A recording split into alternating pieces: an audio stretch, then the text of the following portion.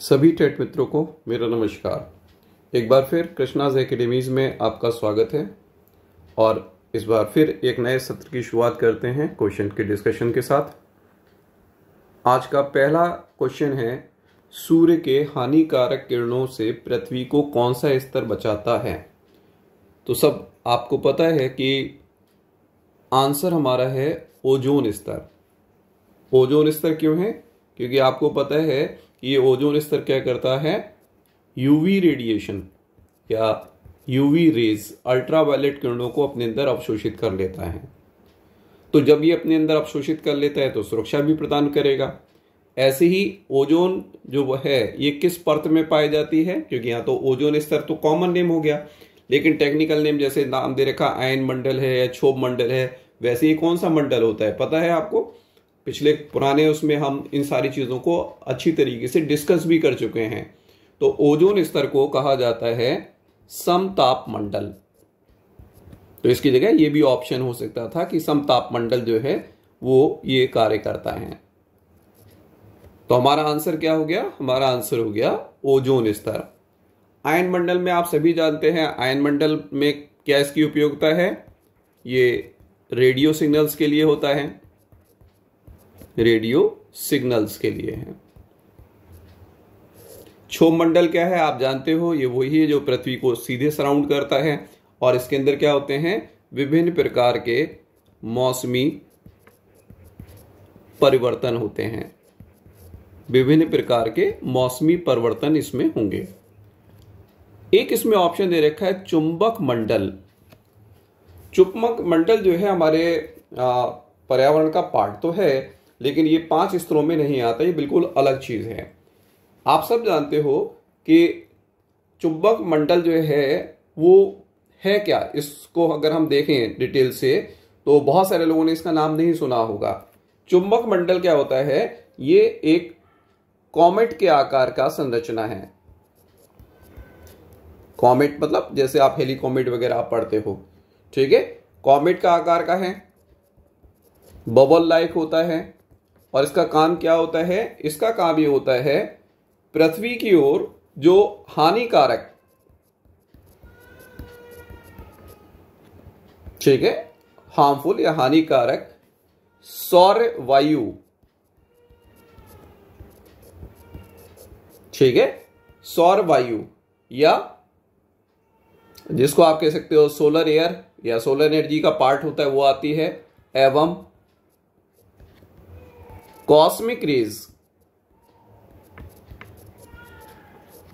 से सुरक्षा करता है, सुरक्षा करता है। ये इसका प्रमुख कार्य है। अब ये है क्या, बना कैसे है? इसके बनने का है, आपने एक चीज पढ़ा है कि पृथ्वी का जो केंद्र है उसको एक नाम दिया जाता है और वो है निफे, है ना। निफे में क्या क्या चीजें हैं? निफे में है निकिल एंड आयरन। तो ये जो निकिल और आयरन पृथ्वी के केंद्र में प्रेजेंट है, ये क्या करता है, इसकी वजह से पृथ्वी का एक मैग्नेटिक सिस्टम डेवलप होता है और इससे क्या होता है कि चारों तरफ जो है संवहन धाराएं उत्पन्न होती हैं और यही जो है चुंबकत्व मंडल का निर्माण करती हैं या मैग्नेटिक स्फीयर या मैग्नेटोस्फीयर का निर्माण करते हैं। तो आगे कभी पूछा जाए तो आप ये बता सकते हो ये मंडल कौन बना रहे हैं?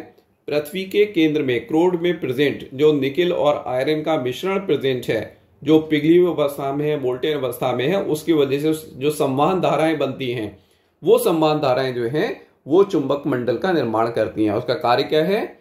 ये हानिकारक सौर वायु या सोलर रेडिएशन जो आता है और कॉस्मिक रेज वगैरह से जो है वो सुरक्षा करता है। यहाँ कॉस्मिक रेज और लिख सकते हैं, कॉस्मिक किरणें लिख सकते हैं, ये भूल से रह गया था।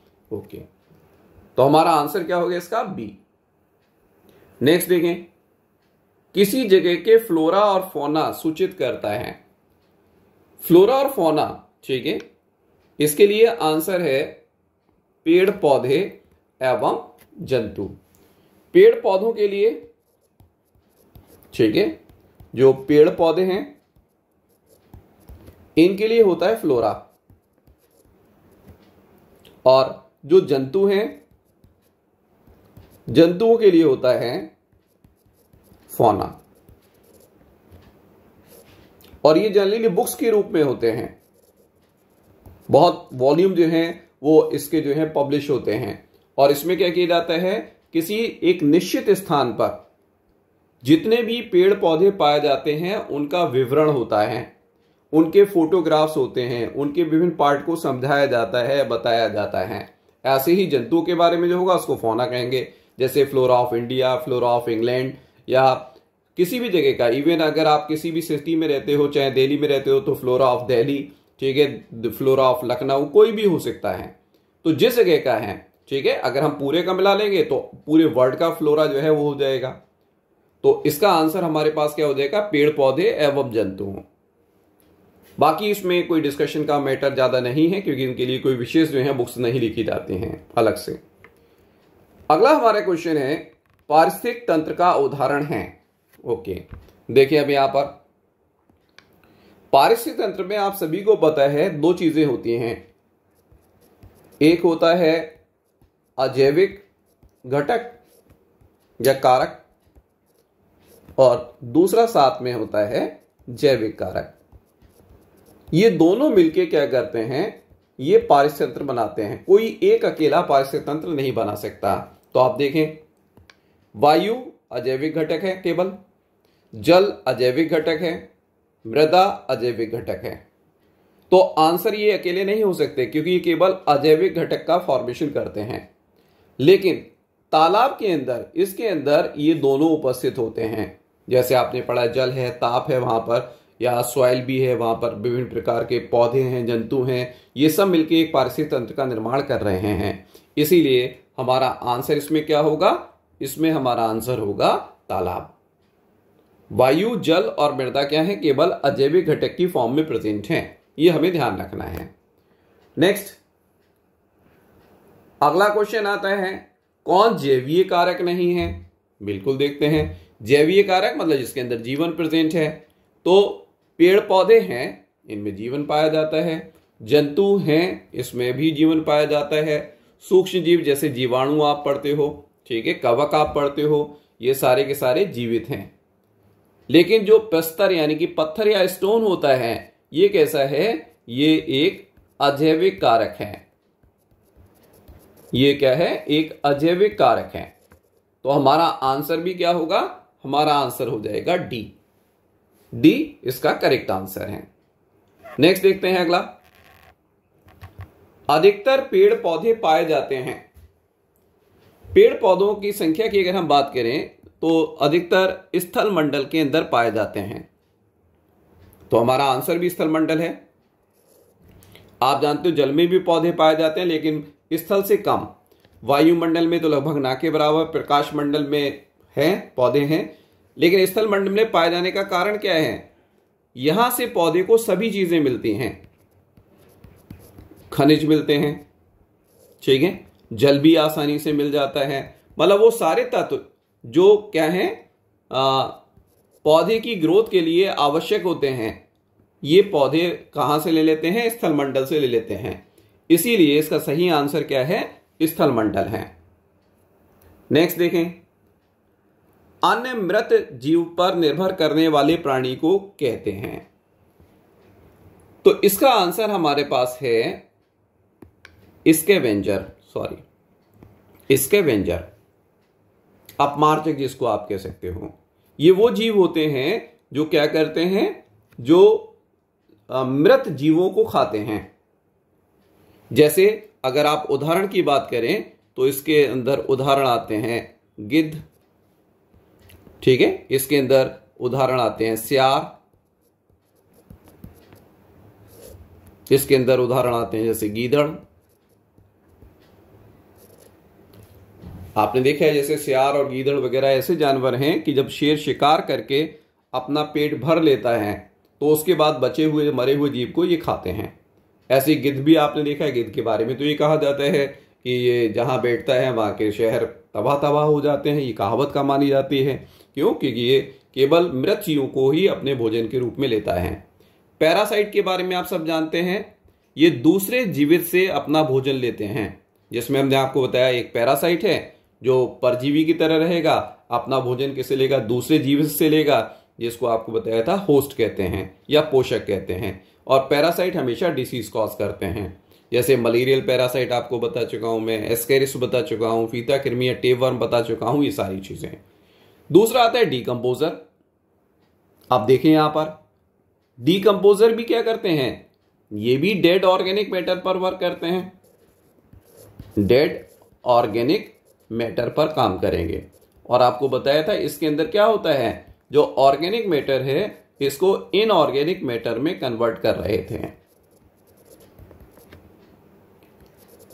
तो गलती से हम इसका आंसर ही भी कर सकते हैं, लेकिन ये आंसर नहीं है।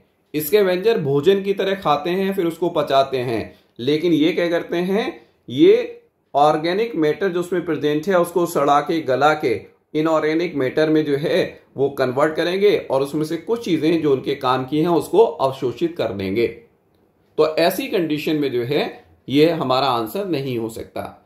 अगर ये पूछा जाता, इसमें आपको ध्यान होगा डीकंपोजर में हमने आपसे कह चुके हैं कि जो डीकंपोजर हैं जो ये काम कर रहे हैं, इसको साइकिल को नाम दिया था बायोजियोकेमिकल साइकिल, जैव भू रासायनिक चक्र। नेक्स्ट आता है ऑमनिवोर। ऑमनिवोर क्या होते हैं? इनको कहा जाता है सर्वाहारी, हिंदी में इसको कहते हैं सर्वाहारी। सर्वाहारी का सिंपल सा मतलब ये लगा लेते हैं, जो पौधों को भी खा सकते हैं, जंतुओं को भी खा सकते हैं, इवन डेड मैटर को भी कुछ खा सकते हैं। कुछ जीव ऐसे भी होते हैं इसमें, जैसे अगर आप उदाहरण की बात करो तो मनुष्य खुद इसमें आता है, क्योंकि मांसाहारी भी होते हैं, शाकाहारी भी होते हैं। ऐसे ही चिड़िया भी कुछ ऐसी होती हैं जो दोनों तरीके से, कीट भी खाती हैं और फ्रूट्स हैं, सीड्स हैं, इनको भी खा लेते हैं। या एक और एनिमल है जिसको कहा जाता है कॉकरोच। ये सब जो है सर्वाहारी के एग्जाम्पल हैं। तो हमारा सही आंसर क्या हो गया? हमारा सही आंसर स्कैवेंजर है, या हमारा सही आंसर क्या है? सी ऑप्शन है। अगला क्वेश्चन देखते हैं। वायु दाब नापने के लिए किस यंत्र का उपयोग किया जाता है? और आप सब जानते हो शायद इसको। इसका आंसर है ए, बैरोमीटर। थर्मामीटर आप जानते हो, ये किसके लिए? शरीर का ताप नापने के लिए यूज किया जाता है, शरीर का ताप। वैसे किसी भी ताप को इससे मापा जा सकता है, ठीक है, शरीर के तापमान को मापने के लिए होता है। सिस्मोग्राफ कई बार हम पढ़ चुके हैं। सिस्मोग्राफ किसके लिए होता है? भूकंप के लिए होता है, अर्थक्वेक के लिए। और हाइग्रोमीटर क्या होता है? ये नमी, वायु में जो नमी है या जिसको आप कहते हो आर्द्रता जो होती है, इसको मापने के लिए इसका यूज किया जाता है। तो अलग अलग चीजें हैं, चारों के बारे में अलग अलग क्वेश्चन बन सकते हैं। वायु दाब की जगह पूछा तापमान किससे मेजर करते हैं, थर्मामीटर हो जाएगा आंसर। अगर पूछा जाए नमी या आर्द्रता किससे मेजर करते हैं, तो आंसर क्या हो जाएगा हमारा? हाइग्रोमीटर। और अगर पूछा जाए भूकंप का किससे मेजरमेंट किया जाता है, तो क्या हो जाएगा? सिस्मोग्राफ। आपको पता है एक और चीज पूछा जा सकता है कि बैरोमीटर, इसमें जो मेजर करने के लिए कॉलम को मेजर जो किया जाता है वो क्या होता है? मरकरी कॉलम होता है, ठीक है। ऐसे ही थर्मामीटर के अंदर भी क्या होता है? मरकरी कॉलम जो है वो टेम्परेचर को मेंटेन करने में जो है वो हेल्प करता है। तो दोनों के अंदर मरकरी का यूज किया जाता है।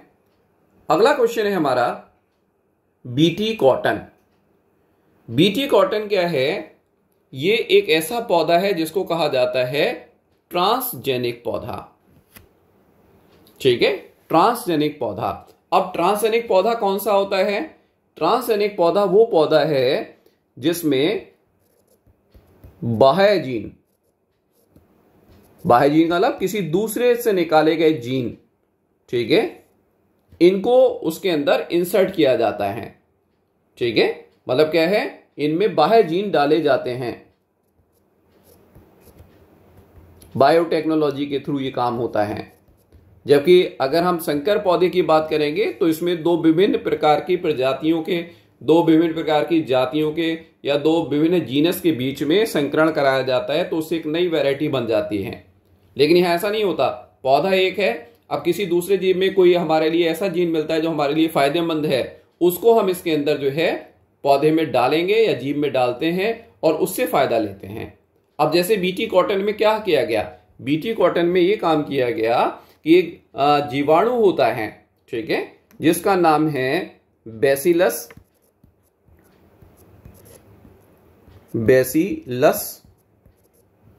ठीक है,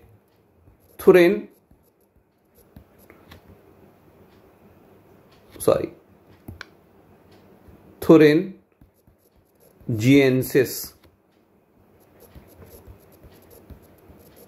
इसीलिए इसको शॉर्ट में नाम दिया गया बीटी।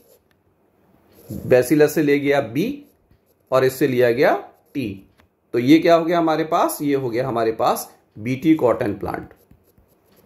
अब इसके अंदर क्या खासियत है देखें, इसके अंदर होता है एक जीन जिसको आइसोलेट किया गया, इसको नाम दिया गया क्राइजीन, ठीक है।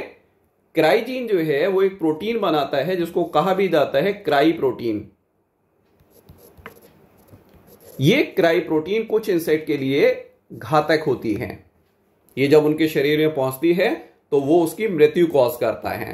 तो बीटी कॉटन के अंदर हमने क्या किया, इसमें से जीन को निकाला और बीटी मतलब कॉटन प्लांट के अंदर डाला, और ऐसा कॉटन प्लांट जिसमें बीटी वाला क्राइजीन प्रेजेंट है, बैसिलस थुरिनजिएंसिस का जीन प्रेजेंट है, उसको हमने नाम दिया बीटी कॉटन। और बीटी कॉटन क्या करता है, ये प्रतिरोध शो करता है किसके लिए, एक इंसेक्ट के लिए जिसको हम नाम देते हैं बॉल वर्म, ठीक है। बॉल वर्म यानी कि बॉल कृमि को के अगेंस्ट में क्या करता है, ये प्रतिरोधक होता है इसके लिए, क्योंकि जो कॉटन का पौधा होता है, कपास का जो पौधा होता है, उसको ये नुकसान पहुंचाता है। तो उसको नुकसान पहुंचाता है कैसे, क्योंकि उसके पार्ट को खाता है, पत्तियों वगैरह को। तो जब क्राइजीन हमने इसके अंदर डाल दिया तो उसने उस पौधे के अंदर एक प्रोटीन बना दी, और प्रोटीन जब उसके शरीर में जाएगी तो वॉलवर्म को मार देगी। इसीलिए बीटी कॉटन को कभी कभी एक नाम और दिया जा रहा है, इसको किलर कॉटन भी कहते हैं। एक और नाम इसको दिया गया, क्या नाम दिया गया, किलर कॉटन जो है इसको नाम दिया गया। तो बीटी कॉटन एक ट्रांसजेनिक प्लांट है जिसमें हमने क्या किया, बैसिलस थुरिनजिएंसिस जो कि एक जीवाणु है, इस जीवाणु में से हमने क्या किया, एक जीन को आइसोलेट किया जिसका नाम है क्राइजीन, और इससे एक प्रोटीन बनती है क्राई प्रोटीन। इसको हमने कॉटन प्लांट के अंदर डाल दिया। अब इस ट्रांसजेनिक प्लांट को नाम दिया गया बीटी कॉटन। ऐसी बीटी ब्रिंजल भी बनाया गया है, तो उसमें भी इसी जीन को डाला गया। तो वॉलवर्म के अगेंस्ट ये प्रतिरोधक क्षमता को शो करता है, ये इसको नुकसान नहीं पहुंचाता। नेक्स्ट आता है, कौन सी वायुमंडलीय प्रदूषक अम्लीय वर्षा का मुख्य कारक है। तो इसका हमारा आंसर है SO2, ठीक है, इन ऑप्शन के हिसाब से SO2। वैसे क्या होता है, जो एसिड रेन्स होती हैं, जो एसिड रेन्स हैं, इन एसिड रेन की खासियत क्या है, अगर इसको देखें, इनकी पीएच, ठीक है, पीएच का मतलब हाइड्रोजन आयन सांद्रता से लिया जाता है, स्केल है ये एक, ठीक है, कितनी होती है, ये लेस देन 5.65 होती है, अम्लीय होता है, इसीलिए इसको कहा जाता है एसिड रेन। और ये टर्म सबसे पहले यूज किया था एक साइंटिस्ट ने जिनका नाम है रॉबर्ट एंगस ने ये बताया एसिड रेन होती हैं। अब ये कौन कॉज करता है, ठीक है, इसका कारण होता है सल्फर एवं नाइट्रोजन के ऑक्साइड,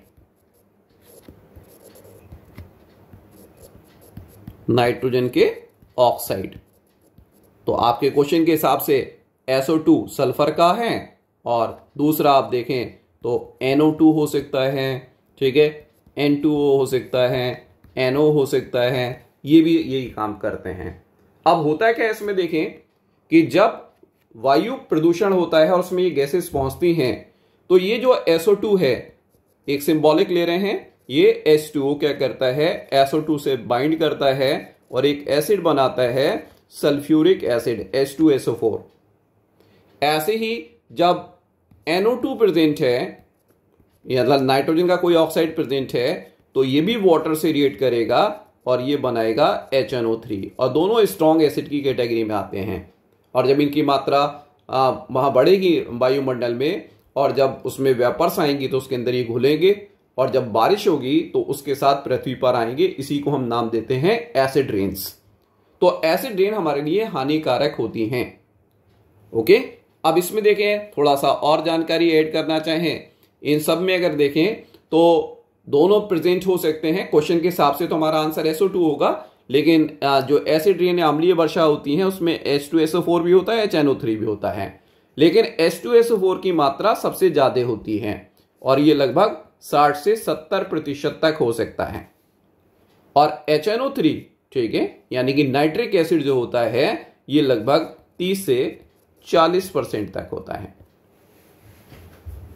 और इससे ह्यूमन में कहें तो स्किन डिसऑर्डर्स वगैरह डेवलप होते हैं, स्टोन इरोजन वगैरह, स्टोन कैंसर, ये सारी चीजें जो हैं इससे डेवलप होती हैं। इवन आपको पता है एक और चीज हमने पिछले मतलब डिस्कशन में की है कि SO2 वायु प्रदूषण का एक पार्ट होता है और आपको बताया था लाइकिन या शेक इसके लिए बहुत ज्यादा सेंसिटिव होते हैं।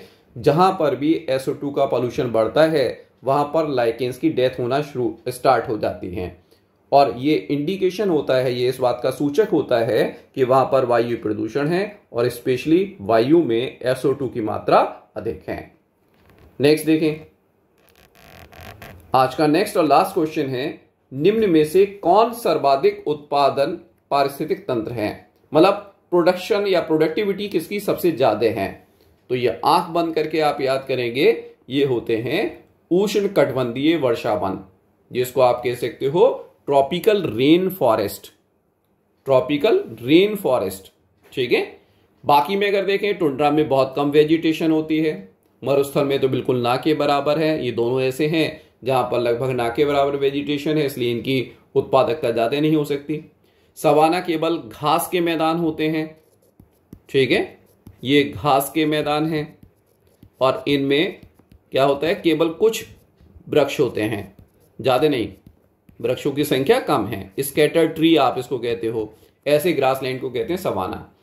अब उष्णकटिबंधीय वर्षा वन जो होते हैं ये एक्चुअल में कहाँ हैं, ये प्रेजेंट हैं अर्थ के इक्वेटर पर। इक्वेटर को आप जानते हो हिंदी में एक और भी नाम दिया जाता है विषुवत रेखा पर। विषुवत रेखा के दोनों ओर, ठीक है, मतलब नॉर्थ और साउथ की बात करें तो यहां पर ये लगभग 28 डिग्री, ठीक है, इधर और 28 डिग्री इधर, मतलब इधर का मतलब क्या है उत्तर और दक्षिण। इसके बेल्ट में जो है क्या प्रेजेंट होता है, यहां प्रेजेंट होते हैं ये हमारे उष्णकटिबंधीय वन। अब इससे ऐसा हो क्यों रहा है, ये वो स्थान होता है जहां पर प्रकाश की मात्रा खूब मिलती है, ज्यादा होता है। इक्वेटर है, भूमध्य रेखा, इस पर सबसे ज्यादा होती है। ऐसे ही दूसरे क्या होता है, रेगुलर वर्षा होती है, मतलब वहां पर सिंचाई के लिए किसी दूसरे पर आश्रित नहीं रहना है, खूब पानी बरसता है, इसीलिए नाम भी दिया गया वर्षा वन या रेन फॉरेस्ट। और सबसे इंपॉर्टेंट क्या है, तापमान। ये वो सारी चीजें हैं जो किसी भी जगह की उत्पादकता को बढ़ाने में हेल्प करती हैं। इसीलिए जो उष्णकटिबंधीय वन होते हैं इनके अंदर वर्षा लगातार होने से इनको नाम दिया गया उष्णकटिबंधीय वर्षा वन, और साथ में ये बताया गया कि भाई इसकी प्रोडक्टिविटी सबसे ज्यादा है। तो आज हम इतना ही रखते हैं, नेक्स्ट में फिर से कुछ और क्वेश्चन लेके चलेंगे आपके लिए। फिर वही एक रिक्वेस्ट है कि आप लोग लगातार इसको शेयर कर रहे हैं, लाइक कर रहे हैं, ठीक है। मेरा फिर से कहना है कि पूरे वीडियो देखिए और इनके नोट्स बनाइए, क्योंकि बिना नोट्स बनाए कुछ नहीं होगा, ठीक है। इसमें मैं इसीलिए आपको सारी एक्स्ट्रा चीजें बता रहा हूं कि जब हम एक थ्योरी का पार्ट लेके चलेंगे तो आपको बहुत सारी चीजें पहले से क्लियर होती चली जाएंगी। और अगर इनके प्रॉपर नोट्स भी बनाते हैं तो एट द 11th आवर जो है वो आपको जिस समय रिवीजन का टाइम आएगा आप इसको आसानी से कर सकते हैं। नोट्स बनाने में करना क्या है, जो डिटेल है उसको अलग नोट कीजिए, क्वेश्चन के आंसर के हिसाब से सीधे सीधे नोट कीजिए। आप जैसे क्वेश्चन हमारा दे रखा है निम्न में से कौन सर्वाधिक उत्पादन पारिस्थितिक तंत्र है, तो आप लिखिए सर्वाधिक उत्पादन पारिस्थितिक तंत्र उष्णकटिबंधीय वर्षा वन होते हैं। इस तरीके से पॉइंट वाइज नोट्स बनाइए। ऐसे ही यहाँ पर वायुमंडल में प्रदूषक अम्लीय वर्षा का मुख्य कारक SO2 गैस होती है। इस तरीके से पॉइंट बनाइए। बाकी चीजें जो मैंने एक्सप्लेन की हैं वो आपके लिए आगे काम आएंगी, और इनको जब ध्यान में रखेंगे तो आगे आने वाले क्वेश्चन को आप अच्छी तरीके से समझ सकते हैं और क्वेश्चन के आंसर आसानी से दे सकते हैं। तो फिर एक बार मेरी रिक्वेस्ट है कि लाइक कीजिए, शेयर कीजिए, सब्सक्राइब कीजिए। Thank you.